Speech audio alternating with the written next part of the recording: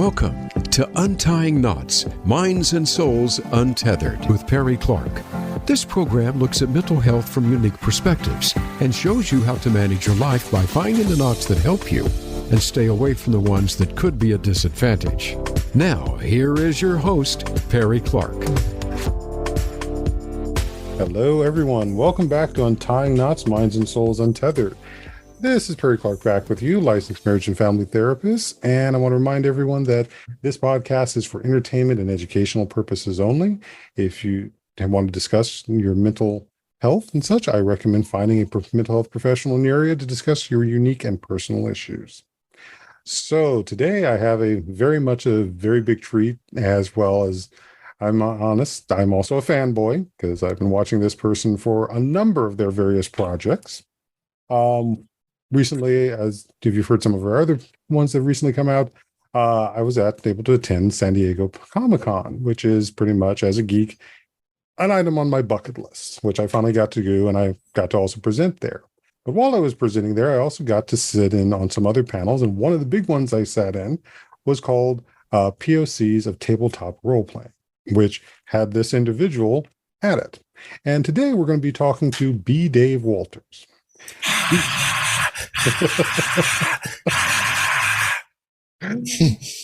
B.Dave. That's the dozens and the dozens of my fans cheering. Yes, please continue. Oh yes, let the ego get bigger here. B.Dave Walters is a writer of Dungeons & Dragons, a Darken Wish for IDW Publishing and for Wizards of the Coast. He appears as Victor Temple on Vampires the Masquerade, LA by Night, on Geek and Sundry, as well as Chato on We're Alive Frontiers, a project on Alpha. Although I think some of those have changed, but that's all right. All of that's on YouTube. Update all of that to YouTube. But yes. Yep. He also appears as Imago in the Savage Marines and is a co-writer of episodes 7 through 12 of that series. He also hosted the Rundown web series for 20th Century Fox and Ask Your Black Geek Friend, also on, now probably found on YouTube. In addition to being a writer and co-producer of the Electropunk comic series, he is the winner of the Be the Next BeliefNet featured blogger contest for BeliefNet in the Hope and Inspiration category. He is a featured panelist at San Diego Comiccon and WonderCon on the topics of spiritual themes in comics and media. So welcome, B.Dave, to Untying Knots. Hello, hello, hello. Thank you all for having me. And as always, I ask the question, how did you get here? The simplest answer is, my mom was a geek, so these things have been a part of my life all my life. Superheroes, Star Trek, Star Wars, all those things. Return of the Jedi was the first movie I ever saw in theaters. I always wanted to be a writer, but went out into the professional world. I worked as a bodyguard for a long time, and I started creating web content in 2009. Mostly motivational and inspirational type stuff. I went, my buddy Damien Poitier hit me up for Ask Your Black Geek Friend in 2017. He called me on a Wednesday. We shot the pilot on a Saturday. That Monday, Geek and Sundry said they wanted the show, but that was in March. The show didn't actually go up until August. Played my first TTRPG on stream that December. Played a game of Vampire the Masquerade with Jason Carl, which was his first time ever running a game on stream and my first time ever playing a game on stream. After that, got cast in a bunch of stuff, then was able to make a bunch of my own stuff, and then it's pretty much now. Very much, and I've watched as many of those as I had time for, because Ask Your Bleak Geek Friend, or Bleak Friend, was one of the things that got me to subscribe to Geek and Sundry. And I was watching as many of those, and you and Damien as much as possible, and Makia. Then you're an OG, yeah, and Markia too, who was with me on that panel that you saw. So it's been an interesting whirlwind 5 years. I tell people all the time, if I woke up tomorrow and it was still 2016 and none of this had happened, I would believe it. And I mean, in totality, I mean the motions broadly at everything. None of this had happened, along with the things that have happened for me personally. So. In addition to what's not in your bio is also the development you're doing on Into the Motherlands as well. Yes. Which I've put in my money for kickstarting that. I've put in the money for the Electropunk and your other project, which we can talk about a bit too.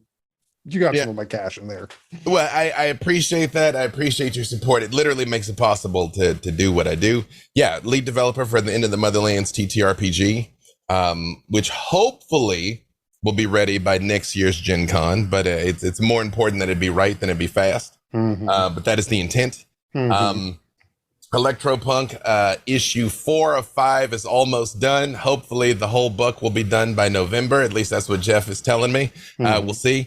My co-creator, Jeff Wabmister, is a director for DC Animated. He was at Comic-Con for the premiere of the new Green Lantern movie, Beware My Power, that he directed. So we're both pulled in a bunch of different directions, but we're making incremental progress. And I also have my documentary, Dear America from a Black Guy. The hardest part about that, I know you'll be shocked to hear that making a movie alone in a pandemic is difficult. Shocked. But more than that, the world keeps getting wilder, so the story keeps changing. I keep having to adjust it to talk about things. So it's, again, I was fortunate that when I was very, very young, and I'm dating myself because I'm way older than I look, there was, when Legend of Zelda 64 was late, it was super late. It was like 6 months late. At Nintendo headquarters, they had a mural painted on the wall that said, a late game is only late until it comes out, and a bad game is bad forever. So I've always kind of taken that ethos with me into the things I've done. It's like, it's good to get things out as quickly and as agilely as possible, but it is more important that it is something that you are proud of and can stand behind and will live forever on its own 2 legs. Which is lovely. And I think there's also an element in, maybe it's one that's going to show up in your project, is also the aspect of the weight that goes behind it being a very much a POC game. And the idea that sadly it's got to be perfect or twice as good to get half as much. Absolutely. If we have one I not dotted, one T not crossed, there is a rabble that have already pre-purchased their pitchforks and torches, and it doesn't matter what we do, so it's we have to be able to defend it as much as possible. I mean, most recently you saw this with the character of Reva in Obi-Wan, and the faux uproar after the first 2 episodes, and it's like, she's on screen for 10 minutes, man. That's not what you're mad about. You know what I mean? Nope. Yeah, that's not what you're mad about, buddy. And if you need to, if that's truly even what you believe, you need to go take a long time on the mountaintop, because I got some bad news for you. Yeah, even the same thing saw with Namor with the Wakanda Forever preview too. Not to mention what we've also heard from people who have certain concerns about the D&D Honor Amongst Thieves trailer and a certain creature of note. It's one of those things. And of course, that trailer dropped at Comic-Con. So everybody's asking me about that. How do you feel about a druid wild shaping into an owlbear? And I'm like, if you think that's a deal breaker, you don't love Dungeons and Dragons. You know what I mean? You don't. You know what I mean? Like, if you're so far lost into being a neckbeard gatekeeper, and I guarantee you, if that had been some other character, not the pretty girl doing that, you wouldn't have heard nearly as much fluff about it. I personally said they should come out and be like, joke's on you. This is set in the 3.5 continuity and druids can do anything. Where's your god now? So, but, it's one of those things, man. It's like, and I think that's kind of the insidious nature of gatekeeping. And I talk about this all the time, is the problem is, oftentimes it starts innocently enough where you begin to, I grew up during the Satanic Panic. I grew up when this content was not just lame, it was dangerous. And then it became lame, and so I've seen every iteration of this, and I've seen it be countercultural. I very much remember where it's just like the kids in Stranger Things. When I met them, I told them the show you guys are acting in was my actual life with slightly fewer monsters, and it was a thing that you did to escape. And you begin to define yourself by those things. You define yourself being by somebody who plays D&D or reads comics or plays video games, to the exclusion of the cool kids. Mhm. And then fast forward and you find out that the cool kids, I'm giving air quotes, by the way, I realize you can't see me, but hopefully you can hear my air quotes, either were playing these things all along too, or want to play them now. And when you're like, when this was my refuge to get away from you, you can't come here too, because if you have this thing, then what does that make me? Whereas the counterpoint is, it's like, yeah, but if you have a candle and you use that candle to light someone else's candle, you haven't lost anything. You now have two candles. That Right. if this thing becomes big and popular, there will just be more of it for everybody. And that should be a good thing. More people loving the thing you love is a good thing, not a bad thing.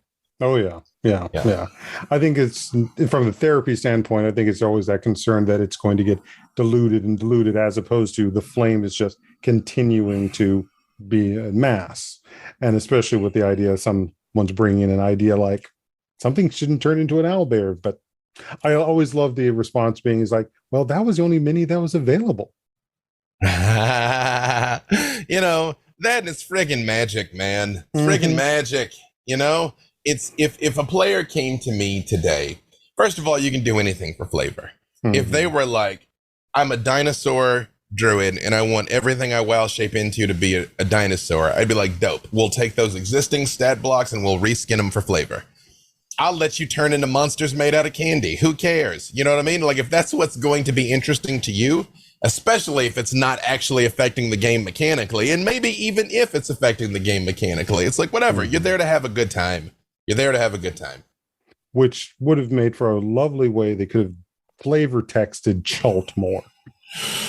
Well, you know, my career exists. It's funny you talk about how I got here. My career in the tabletop space exists as it does because I was so vocally critical about Chult. When it came out, we were doing Ask Your Black Geek Friend, and I very much called out the fact that I was like, no black people worked on this book. None. You know, for the people that don't know, Chult is non-specifically D&D's Africa. When it came out in the 80s, it was racist as hell. You know, pygmies with bones through their nose, cannibals, the whole every bad dark continent trope. So when Tomb of Annihilation came out in 2017, Chult came back and it was better, but this time it was this weird, like, post-colonial place where, like, the black people were kind of trying to pick up the pieces and still were, like, vaguely living into the trappings of their occupiers. And I was like, yo, this is a fantasy setting. The black people could have been on the moon. You could have done anything, and you did this. And I very much just called it out for being tone deaf. Not racist, because you don't know what you don't know, but tone deaf. In to Wizards' eternal credit, their response was, you're right. There weren't any black people on this, and we will do better. And they have. They've worked with lots of different people since then, with me, with Tanya DePass, with Gabe Janes, and Mackenzie DeArmas. You know, people I could spend the rest of the day naming, you know, kind of culminating with books like The Radiant Citadel now that is all expressly diverse voices and diverse stories. So it's been a good thing. Yeah, I know, because when it first came out, it inspired me to run and build my own Chult game, which I kept the Death Curse as a backstory, but I had an entirely different story. All my characters had to be from Chult. They were playing the variants there, and ran for nearly 4 years storyline before some things happened. But that was a joy, and I'm now sort of known as, like, if I build another game, I'm probably building a Chult because I've built all the material for it. You should throw it up on the DM's Guild. It was a very different challenge I was putting everybody through, and building some history that was not even put into. Now that's something to consider, because I had them on a very different God scale battle situation with Dindar. Yeah.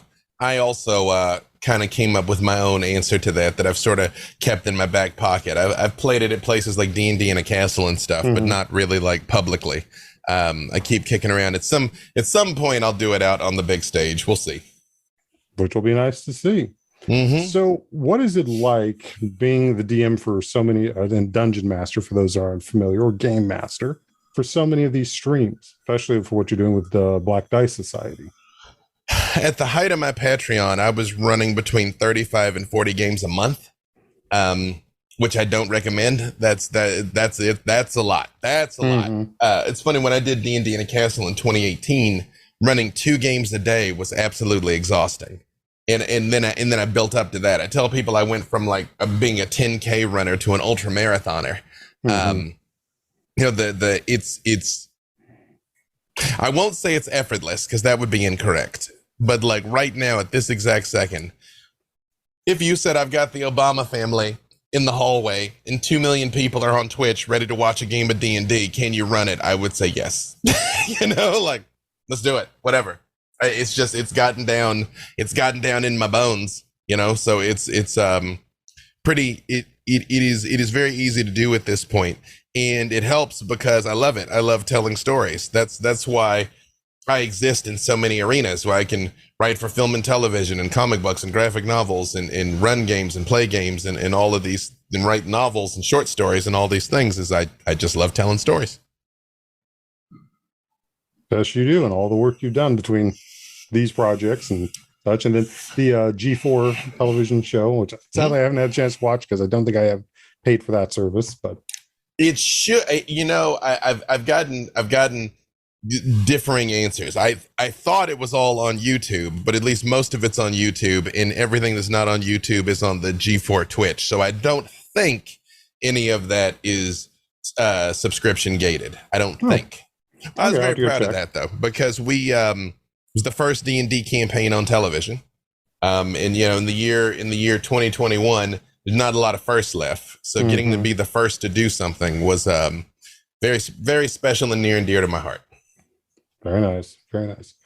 So what was rest of San Diego Comic-Con like for you and the others that were there? I saw. I had 10 events between panels and games and everything. So literally every night I was out till 2 or 3 in the morning. I didn't get home before 2 one time, and I was up back at the con when it opened the next day for the run of it. Oh, no wonder you're so exhausted. It's a lot. I mean, and again, we're about to do it again for Gen Con. I allowed myself, well, it so happens I kept that pace for Comic-Con, and my sister and my niece were visiting. So my niece came back with me on the train Sunday night, and we entertained the entire week. They left on Saturday. I still had a charity game and some other things yesterday. So I let myself sleep a little today, and I'm going to let myself sleep a little tomorrow, and then we're wheels up Wednesday for Gen Con. Do it all again. Well, you continue to show the statement of black doesn't crack. Yeah, man. You know, well, but again, there's a moment. I know you told us before, you mentioned earlier that Comic-Con was a bucket list for you.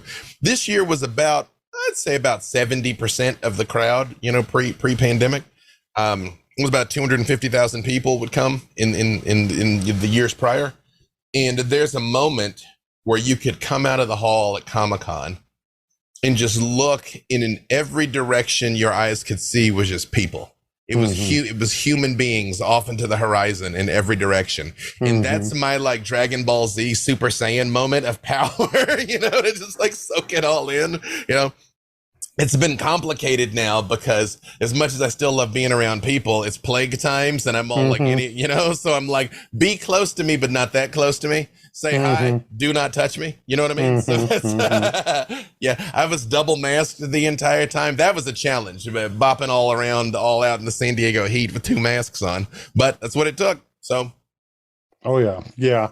To be my first one is like, I could move around. I'm perfectly happy with that, as opposed to that wall-to-wall mass of people. But I know also, as I'm sort of looking at this as a therapist, I'm looking at the friends that are going out having a good time at this. I'm watching the couples that are there having a date for this weekend. And this is also couples of multiple different age brackets, not just teenagers, but mature couples too. Oh yeah.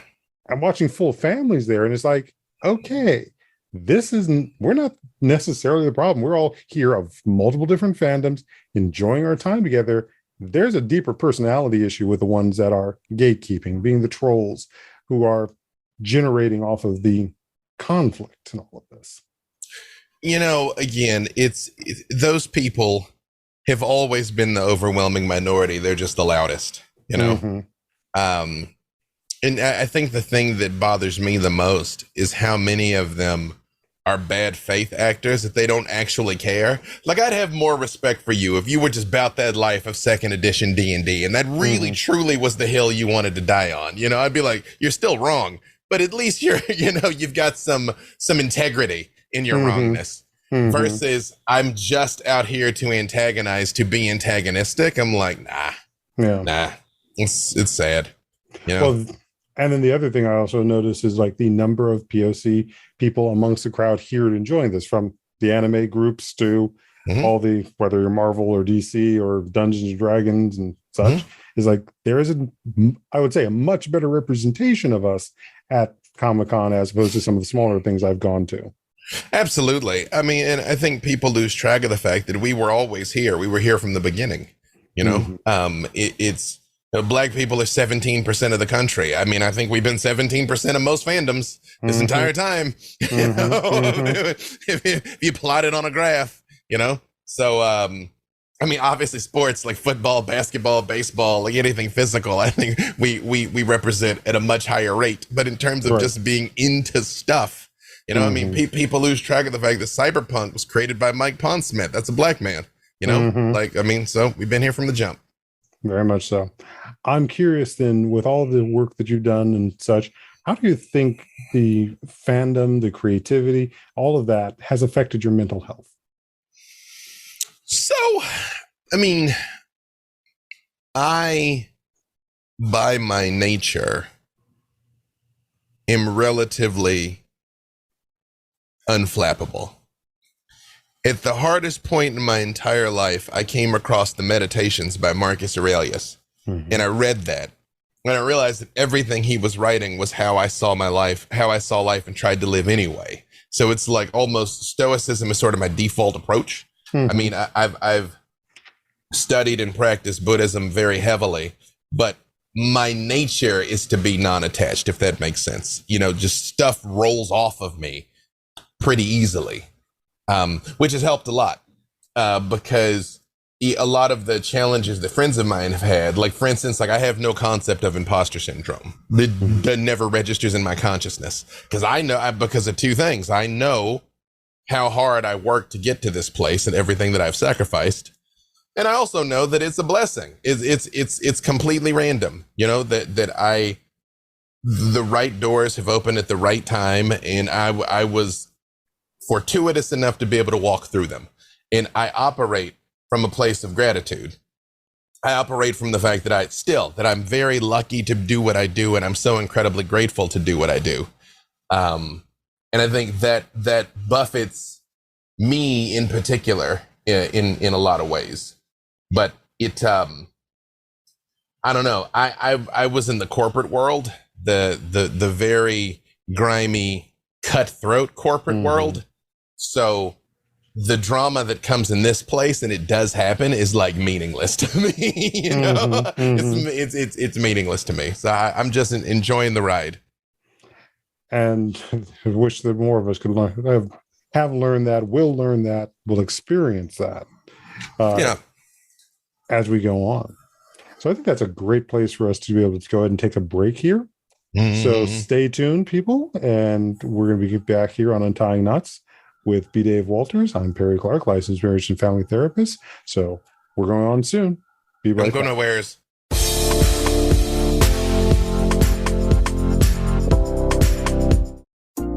Our lives and the world around us can get messy and frustrating. Untangle and Grow Counseling's focus is to untangle that mess and make sense of it so you have a good foundation to build and grow from. Visit us on the web at untangleandgrowcounseling.com. Perry Clark offers individual psychotherapy, couples and family therapy, and adolescence therapy from a variety of coping materials and resources. Visit untangleandgrowcounseling.com for more information.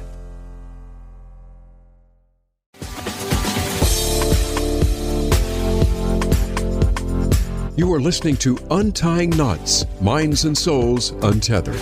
If you have a question or comment about our podcast, send an email to pclark@untyingnotspodcast.com. That's pclark@untyingnotspodcast.com. And now, back to the program. Okay, folks, welcome back to Untying Knots, Minds and Souls Untethered. I'm Perry Clark, licensed marriage and family therapist, here with actor, creator, writer, B.Dave Walters. So, Yep. Again, there we go. In our break, we were just talking a bit more about gaming and so forth. And one of the things we had both had an interest in was the Wakadu. My dyslexia is getting better of me. Chronicles. And we're talking about especially the Moth people.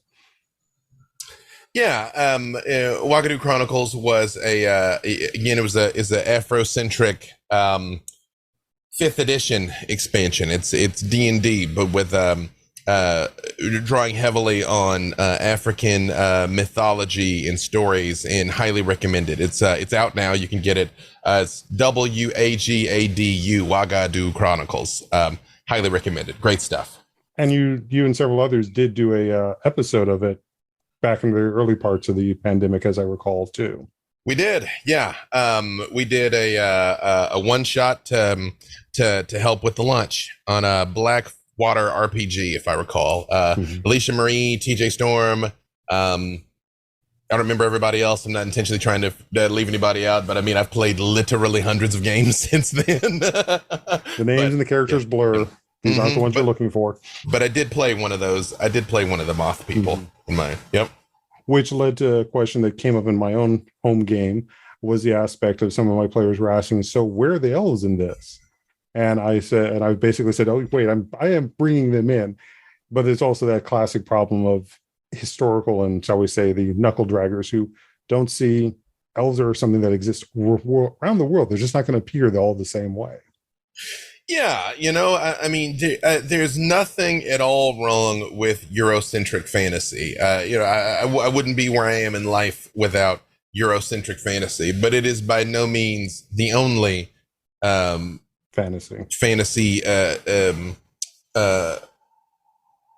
not aesthetic, but the word that I'm looking for is eluding me right now. But it is not the only context or backdrop for stories, Yeah. So I'm wondering then, with that being context, what do you see as being some of the future for developing more settings and stories that do not depend purely on that aesthetic? I think the key is to get more and more people telling their stories. Like in the panel that you came to, Mackenzie Darmus talking about how important it was to tell these stories from of the islands of the Philippines and stuff, and be told by those people that care about those things. Even something like Miss Marvel being able to be told by people of a Pakistani Muslim background that care about those things, because that is how you get the proper nuance in juice into what you're doing, and then you're allowed to let it be out there and live and let other people enjoy it. I think as more and more marginalized voices are lifted up, we'll get more and more things. I mean, there's always going to be room for Legolas, Gimli, and Aragorn, always. It's just, it is not taking away from those things. It is adding more things to it. Yeah. So long as somebody else is enjoying them, they're still living on. Yep. And that's absolutely. the flame expanding. Absolutely. So when you're doing all the writing process, when you're like for Darken Wish and so forth, and I know this also gets into what you were talking about, Marcus Aurelius. What is that process like for you in writing and coming up with the ideas about that? So again, the part of the reason why I say I can do what I do is because I understand story and what makes a story, in the sense that there are 8 billion human beings in this world. But all things being equal, we're still made from the same thing. We have heart, lungs, spine, brain, that combine into an infinite assortment of combinations. So I understand the brains and the bones and the central nervous system of what makes a compelling narrative with a beginning, middle, and end, and that is why.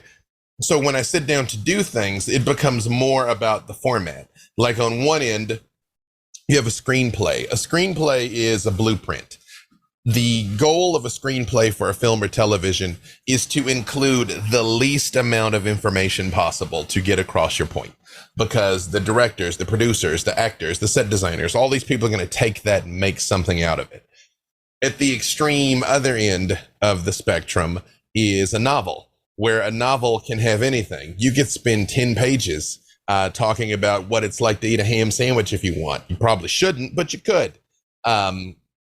You can talk about, like, even though George R.R. Martin is dead to me, and he is, in the Feast for Crows, I think, is where the Red Wedding actually takes place, I think. Might be a Storm of Swords. And you get that story from Catelyn Stark's point of view. And it goes all the way down to describing how it feels when she gets her throat cut, feeling the knife scrape against the bones of her neck. You know, you can't have that in any other medium except that. Where then it's like comic books are somewhere in between, where unless you are the writer and the artist, and I cannot draw to save my life, if it's not in the script, it will not be on the page. So you have to take the time to specify every single thing. This frame, it's this way. You know, the way I work with my artists, I try to give them a lot of liberty in the sense that I'm like, I want to get across that he hits him really hard and knocks him into that car. You know, where you want to set the camera in that frame, I don't care. You know, but with the way I write fight scenes, I write them in extreme detail because I'm trying to get across revealing who the characters are by how they fight. The fact that one person comes straight forward and hits while the other one slides low and tries to like trip you is telling you something about who they are. So that kind of thing is important to me. But, you know, Tess Fowler, when we were working on a Darken Wish, she gets so mad at me because I'd be like, a group of goblins attacks. And she's like, how many? I'm like, as many as you want them to be. And she's like, well, I need you to tell me. I'm like, I don't know what you got time for. You know what I mean? It's a grip of goblins, you know, a gaggle of goblins. That's what I want. So, yeah, that's it. It's if you understand the concept, applying that concept to the format is not so difficult.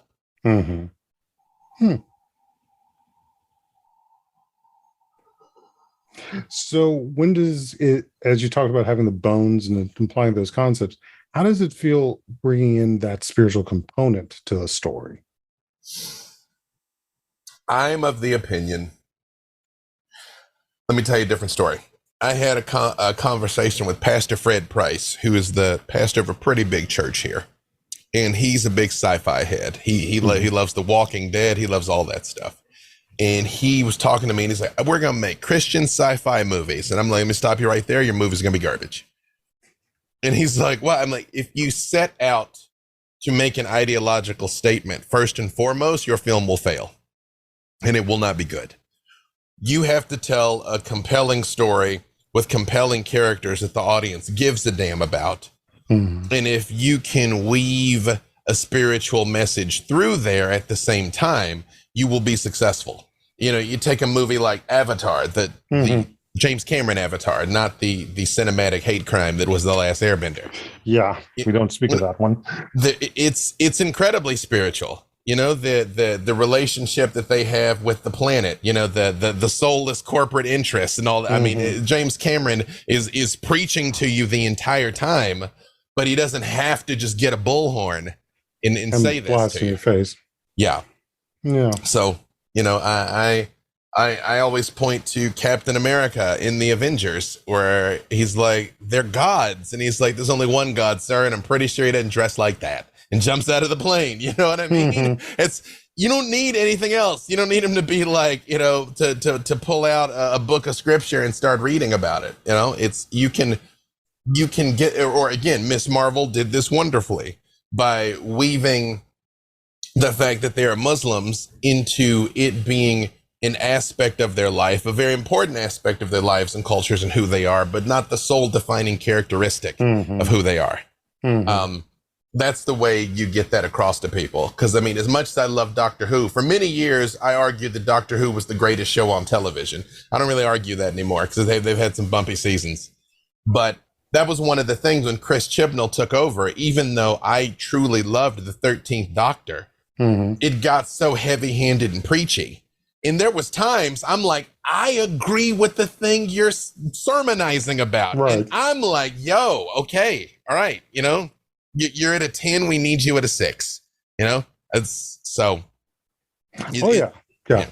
And also a Doctor Who fan. And I will say, and this is a conversation I had with another therapist who's also a Doctor Who fan, we were looking also at the nature of what was developed in that series and his aspect of where we could see a band up. Yep, you got yours.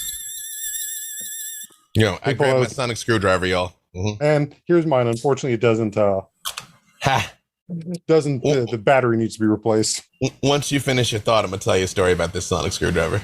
But we were looking at what they had revealed in the storyline, and we could see, and something that we see with clients actively is the aspect of essentially the detached parent and how that influences what they're doing out there in the world. That sense of the doctor traveling and being kind, but also saving people. Mm-hmm. And it's that aspect that was missing from the relationship with the introduced parent figure that only saw them as an experiment. Yeah, absolutely. It's funny for people that watch my content, anytime we like somebody will like sing a song or mention a story, I'll always be like legally distinct, legally distinct. And there's a game called Changeling the Dreaming, which is about Fae characters. And there's a group of them that are called knockers. And knockers can build absolutely anything, but there's always something wrong with it. Like there's a catastrophic flaw to the thing. It will do what you want it to do, but it will also do something else you do not want it to do. It's a monkey paw. And so the character created a multi-tool, and I kept referring to it as their legally distinct acoustic spanner. And I would pick up my sonic screwdriver and I'd be like, you can use your legally distinct acoustic spanner. Turns out the head of licensing for Doctor Who was in chat watching us that day, completely random. You know what I mean? And they thought it was funny and it wasn't a big deal. But I'm like, if I just been like sonic screwdriver, you got a sonic screwdriver. I'm like, well, that's how you get sued into dust. So be mindful, kids. You never know who's watching. Right. And that always becomes that aspect of people throwing out suggestions, even with what we've talked about here in the games. Yes, you can create your own story and show people. You don't have to just follow the manual. You just use the setting and you build off of it. Absolutely. Yeah. Your table, your rules. Exactly. So I think this is a good place where we could start with my classic question is, what do you think is one of the myths about mental health?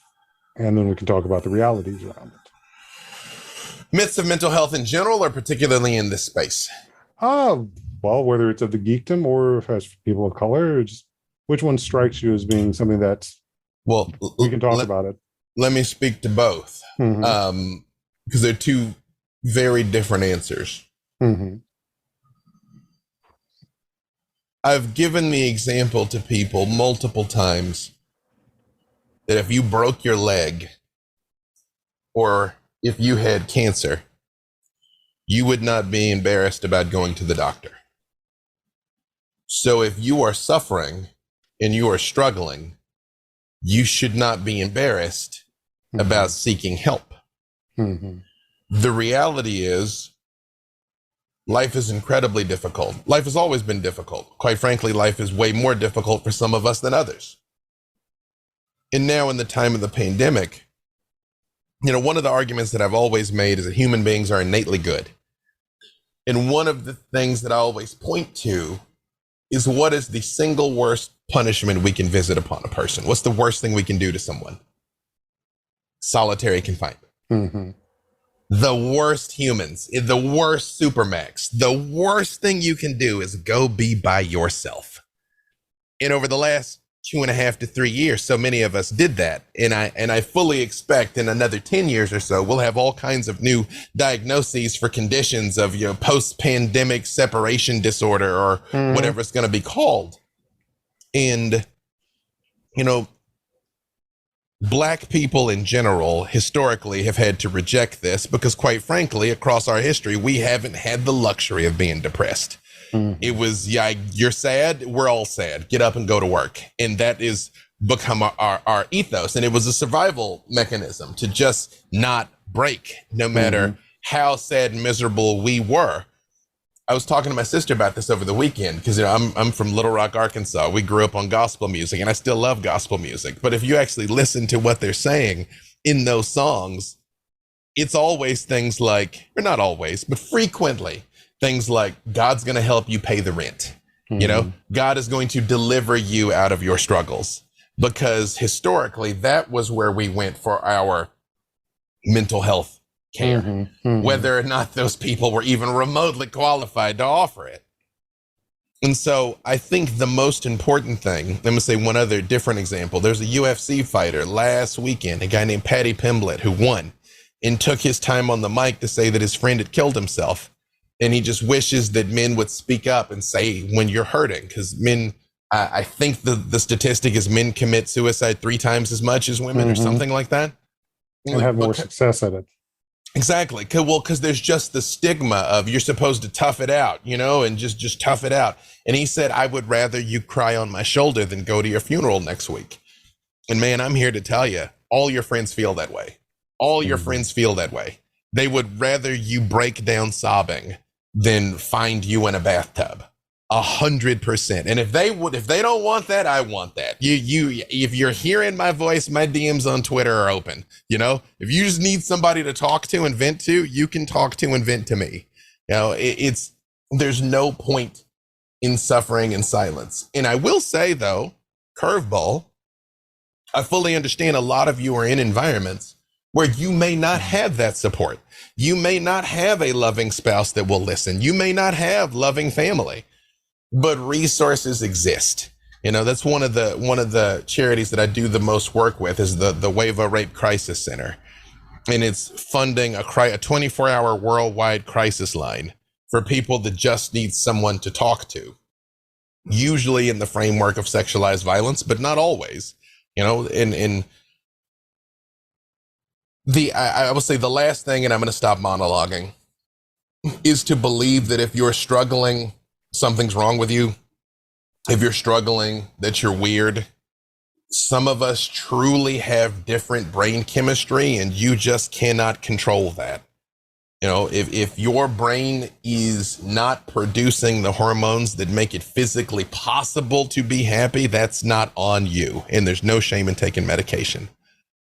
There's also plenty of people who you don't necessarily have some biological issue, but maybe you've got a traumatic past that hasn't been released or worked through, or literally everything going on in the world today that can hurt anybody. If you're in pain, please speak up and talk to somebody. And that's what we try to do as therapists and mental health professionals. Sadly, there is not as many of us as there's actually needed, because then, let's be frank, that also gets into that aspect of someone would rather take their life than cry, or rather than see a therapist. Well, there's also the need for us to support the idea of people becoming therapists and working in this field and being able to have a livelihood. Yeah. It's it's tough, and I mean this is one of the real struggles of the medical system that we have here in America versus the medical resources that exist in other countries. So much. Let me caution this, because a lot of times, every time there's a mass shooting and right wingers are like, it's a mental health issue, that's bullshit deflection. But a lot of crime, when you start digging, okay, it comes down to drugs and alcohol. Okay, you dig through that. Well, it's self-medicating. It's self-medicating for pain. That could be worked through in different ways. If there just were more resources and less of a stigma. I've known many people, mostly Black people, but many people that just would straight up say, if I talk to someone, that means I'm crazy. Right. And it's like, not at all. Because again, if you dropped a bowling ball on your foot today, you wouldn't limp around for 6 months. No. You go see somebody. Well, you probably wouldn't be able to walk either. Exactly. So there's no shame in it. That's just, I guess the reality is life is both too short and way too long to suffer needlessly. And in the meantime, we try to have the stuff that brings us joy, like playing a game, reading a comic book, watching a movie, and dreaming elsewhere. I mean, escapism has its place, It's but there's a lot of therapeutic applications of things like D&D.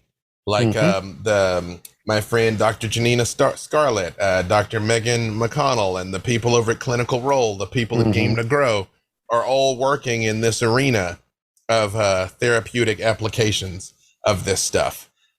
It's when I was doing my aforementioned Patreon, I by no means marketed it as a therapeutic outlet, nor did I intend it to be as such. But I can't tell you how many people overcame real human trauma in shyness or think just by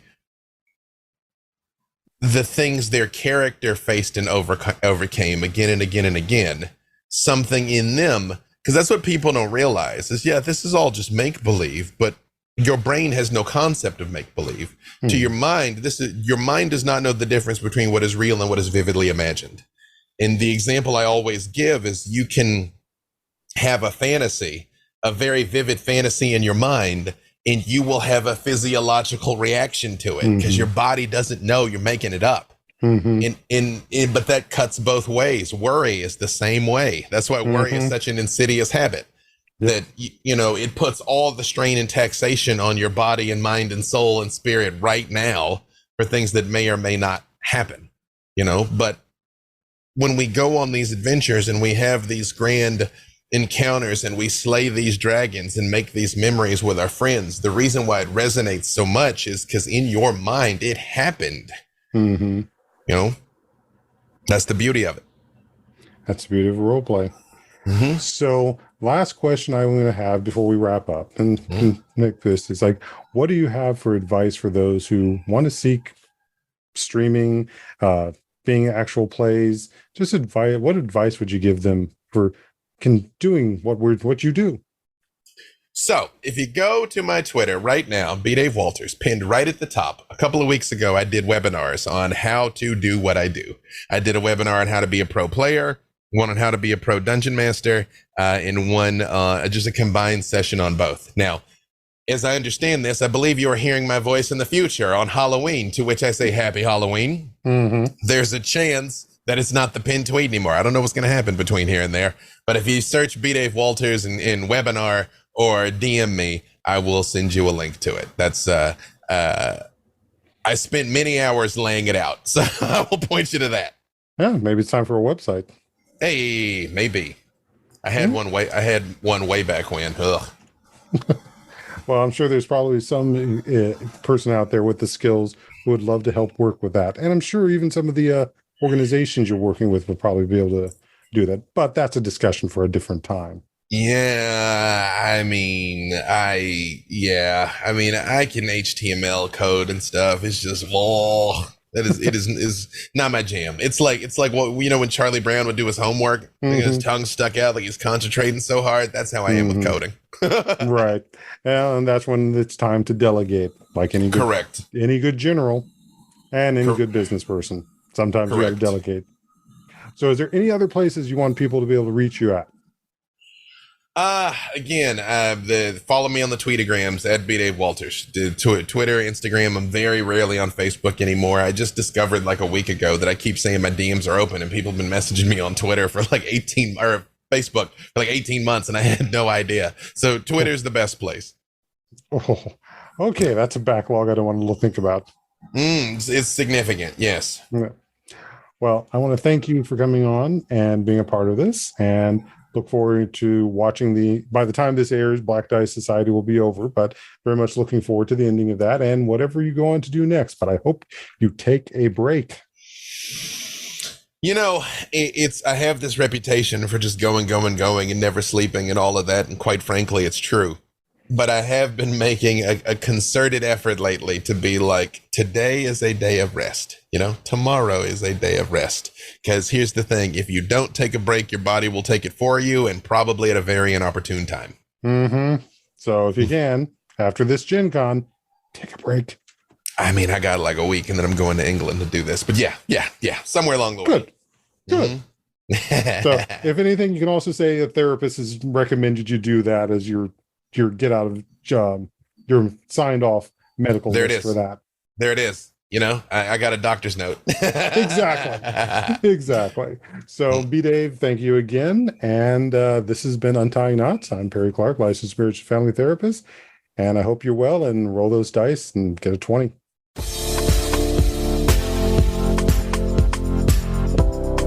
Thank you for tuning in for Untying Knots, Minds and Souls Untethered. Be sure to join your host, Perry Clark, for another episode on the podcast coming soon on the Voice America Empowerment Channel.